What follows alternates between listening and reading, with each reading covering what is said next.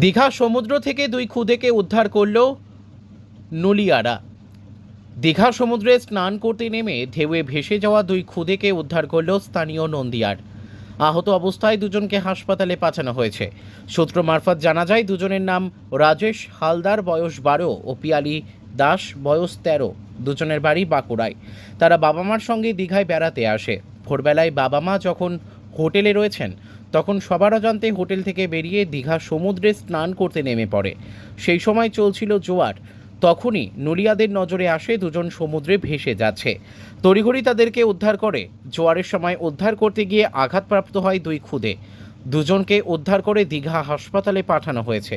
কি বলবেন? দেখতে পেয়ে বোল্ডার থেকে নিচ থেকে নেমেছি। ওরা হুইসেল মেরেছে, ও হুইসেল মধ্যে শুনতে পাইনি।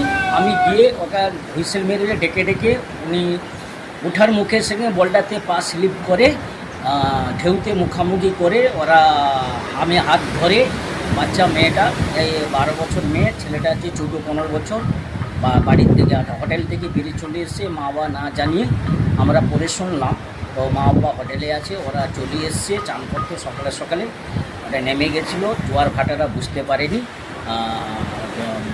ঢেউ মুখে পড়ে গেছিলো। আমি তাকে হাত ধরে উদ্ধার করে, পা ছিঁড়ে গেছে, কোমরটা চোটে লেগেছে। আমি দীঘা হাসপাতাল তাকে ভর্তি করেছি। বাঁকুড়া থেকে এসছেন